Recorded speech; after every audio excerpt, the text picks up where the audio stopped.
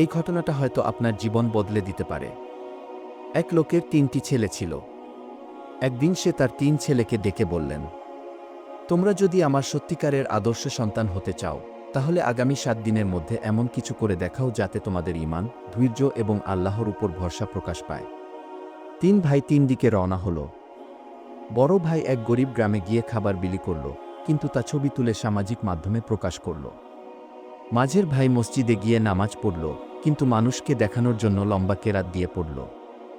আর ছোট ভাই নির্জনে একটি বুড়ো লোককে রাস্তার পাশে দেখতে পেল, তার কোনো সাহায্যকারী ছিল না। সে তাকে ঘরে নিয়ে এসে সেবা করল, কাপড় ধুইয়ে দিল, খাওয়ালো এবং সারারাত পাশে বসে তার কথা শুনল। কেউ জানল না সে কি করেছে, এমনকি সে বুড়ো লোকের নামও জিজ্ঞেস করেনি। ৭ দিন পর পিতা ছেলেদের ডাকলেন এবং তাদের কাজ সম্পর্কে জিজ্ঞেস করলেন। সবাই নিজেদের কৃতিত্ব গুনতে থাকল, শুধু ছোট ভাই চুপ ছিল।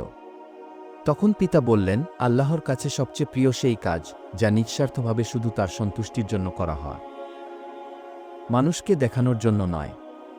এরপর তিনি ছোট ছেলেকে বুকে জড়িয়ে ধরে বললেন, তুমি সত্যিকার অর্থে বুঝেছ ইসলাম কি? শিক্ষা: ইসলামে কাজের মূল উদ্দেশ্য হওয়া উচিত আল্লাহর সন্তুষ্টি। লোক দেখানো ইবাদত বা দান কখনো আল্লাহর দরবারে গ্রহণযোগ্য নয়।